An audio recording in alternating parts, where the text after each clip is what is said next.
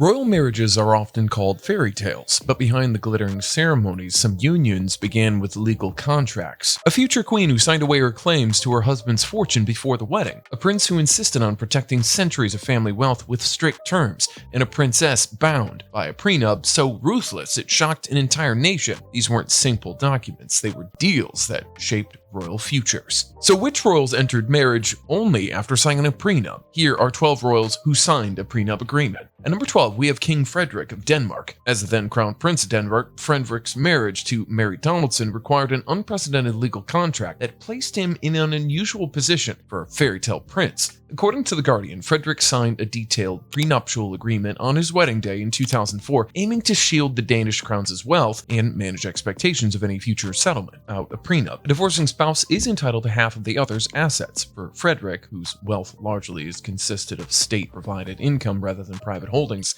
this was a significant risk. The original prenup bound him to provide financially for Mary if they split, including buying her a new, suitable house and paying a generous lump sum. These terms acknowledged Mary's sacrifice and sought to ensure that she wouldn't be left in want. However, they also assumed resources Frank did not personally have until inheriting the throne. His income was a fixed royal stipend. This reality became clear in 2006. With Mary's consent, Frederik had those clauses removed from the agreement. This quiet revision, disclosed by a leaked report, revealed that even heirs to the throne faced financial constraints. It also followed the example of his younger brother, Prince Joachim. It recently incurred heavy costs providing a home for his ex-wife Alexandra after divorce. Apparently, he was lacking a prearranged provision. At number 11, we have hereditary Grand Duke Guillaume of Luxembourg. The Luxembourg's hereditary Grand Duke Guillaume married Countess Stephanie Villenoy in October 2012. It was widely understood that a prenuptial agreement was part of the marriage agreements. Luxembourg's Grand Ducal family, like many European royals, follows the practice of establishing the spouse's property regime and contract before the marriage.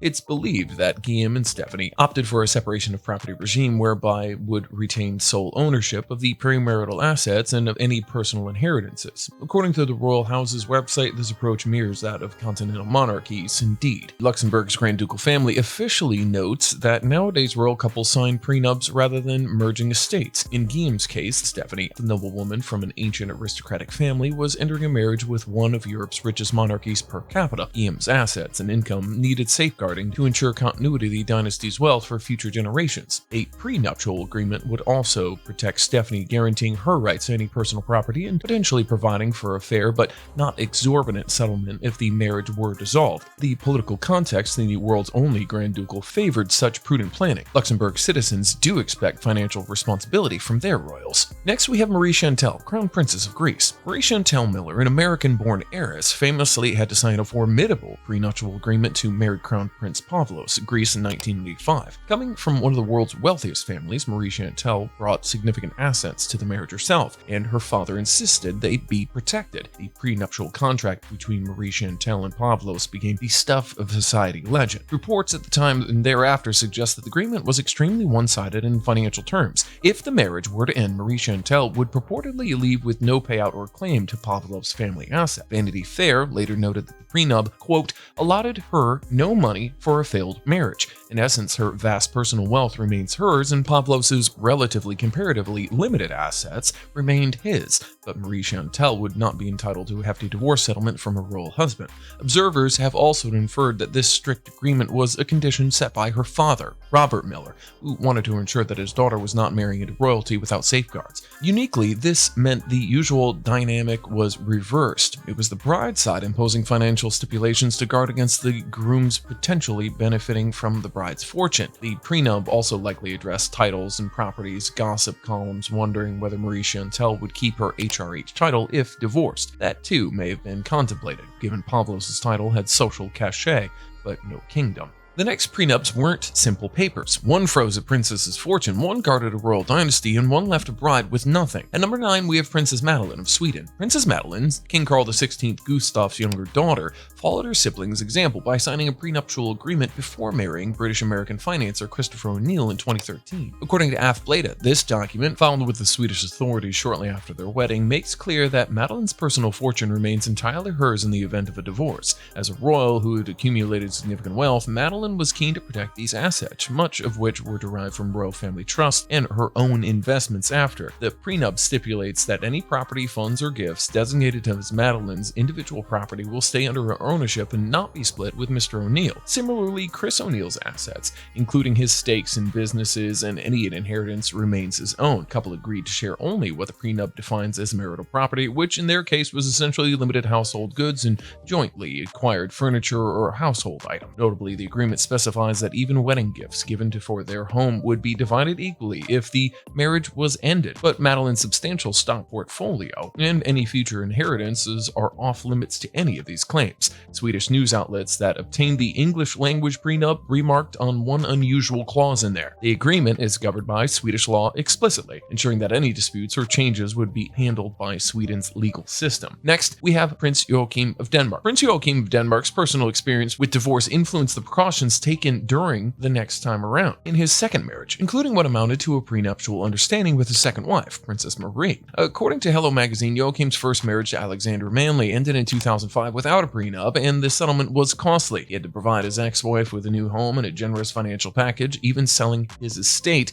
to fund her $1 million mansion. As part of the divorce terms, determined to avoid a repeated scenario, Joachim approached his 2008 marriage to Marie Cavalier with lessons learned. Danish insiders reported that Joachim and Marie signed an agreement or structured their finances so that Marie would not automatically be entitled to half of Joachim's assets if the marriage failed. While the Danish royal court did not release a formal marital contract to the public, there were indications of property arrangement. Notably, shortly after the wedding, Joachim made a significant gift to Marie of a half share in property. This was described in the press as a prenuptial gift, interpreted as ensuring Marie had her own stake in security regardless of future outcomes. Such moves signaled an implicit prenup, defining what was shared and what remained separate. The political and public context in Denmark favored this prudent approach. The next agreements got harsher. One safeguarded an empire, another bound a queen by law, and one shocked Spain itself. At number 7, we have Princess Sofia of Sweden. Before her marriage to Prince Carl Philip, Sofia Hellqvist signed a rigorous prenuptial agreement that was closely watched by Swedish public and media. The contract, submitted to authorities June 2, 2015, just prior to the royal wedding, makes clear that Sofia would not gain any portion of Prince Carl Philip's personal fortune,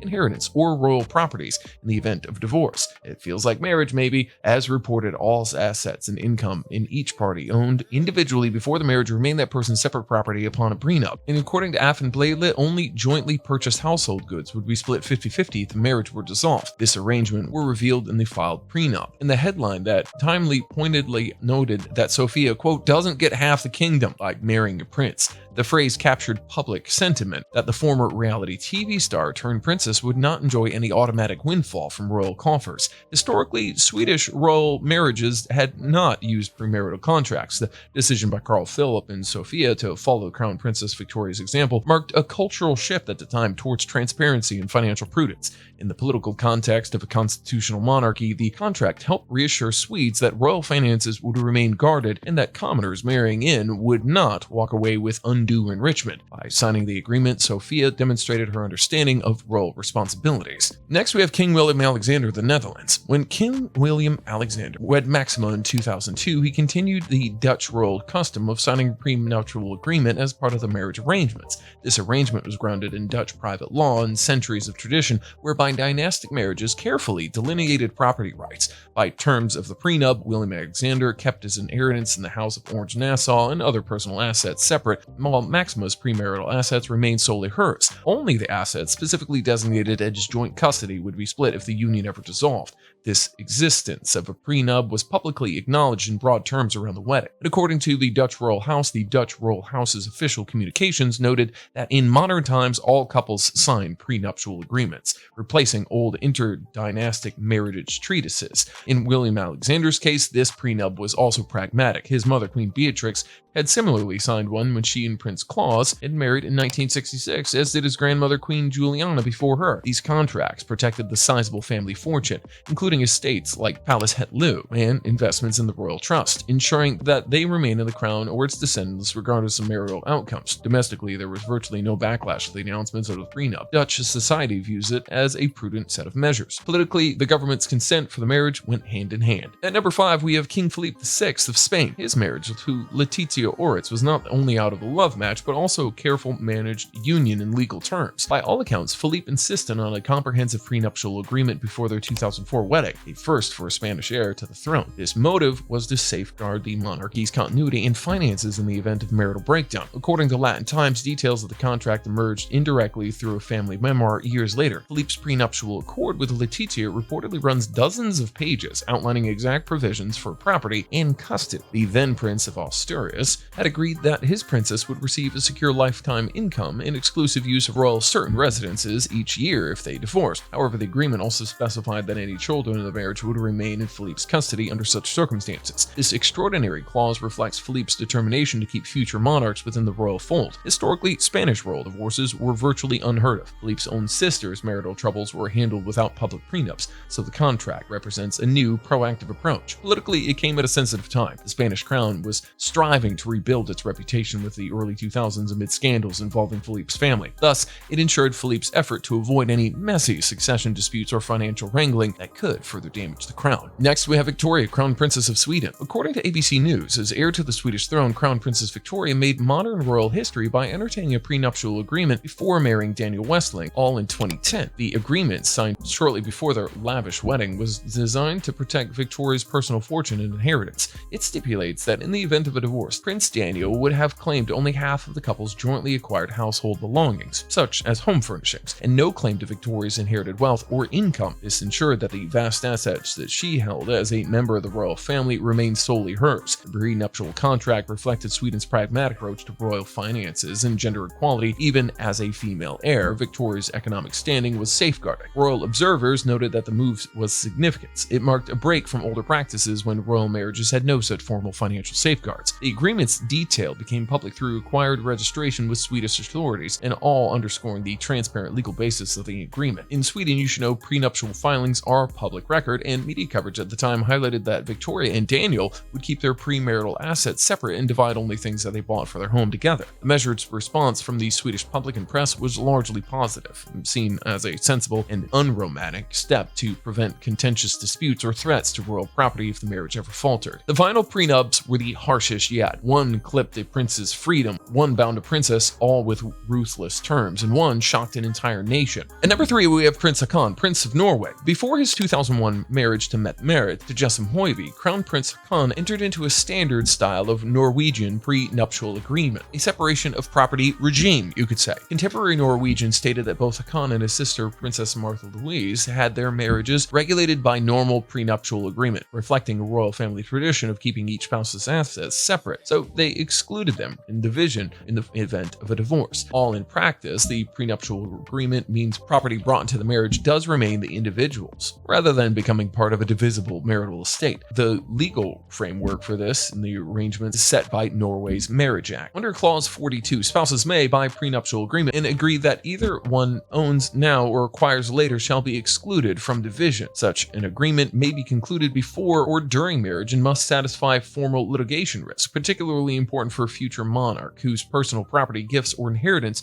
should remain clearly delineated from the crown's institutional assets. Contextual factors also support using the contract. Haakon's marriage, publicly, quote, unconventional, you could say at the time, drew intense scrutiny, making clarity about finances prudent. A separation of property regime prevents uncertainty over private assets, artistic or intellectual property income, and prospective inheritances, while still allowing the couple to co-own designated items if they wish. Next, we have Princess Charlene of Monaco. The marriage of Charlene Wittstock to Prince Albert II in 2011 came in the intense media scrutiny of the time that extended even to the signing of the prenuptial arrangements. According to Cheat Sheet, as a newcomer to the ratified world of royalty, Charlene was the subject of numerous reports that she had agreed to a specific prenup set of terms to ensure her financial security and obligation to the crown in the marriage. Unverified but widespread claims suggested Charlene would receive a lavish yearly allowance or lump sum if she remained married to Albert for at least a certain number of years and bore him an heir. One French publication,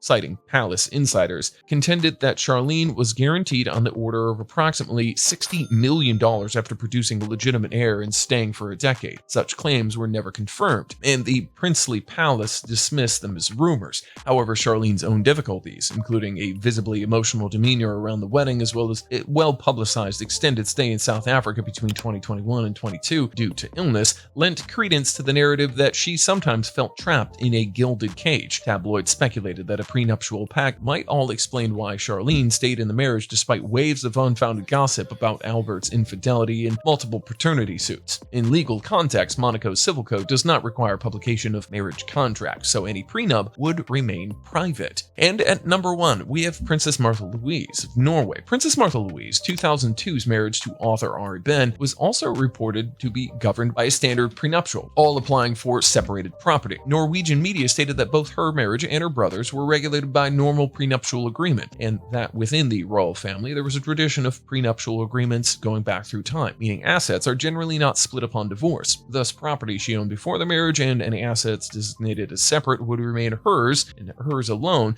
if the marriage ever ended. Conversely, Ben's property would remain his, and according to Sir Og Hoare, this approach ensures clarity in personal estates, intellectual property income, and family inheritances, and reduces the risk of protracted financial disputes. The legal authority for such agreements is Norway's Marriage Act. Section 42 permits spouses to agree by prenuptial arrangement that assets present or future are excluded from division, whether agreed before or during the marriage, provided statutory formalities are satisfied. Government and registry guidance further explain the prenuptials that they can be full or partial and are intended to keep specific values outside of any later settlement. In the context of a royal adjacent marriage that drew significant public interest, the clarity of a registered prenuptial would have been particularly valuable. Although the couple divorced in 2017, the divorce proceeded without public litigation over large financial claims, consistent with the prenuptial regime. With this, we end today's video. We'll be back shortly with a new video. Until then, happy watching, and go ahead and do subscribe to the channel if you still haven't.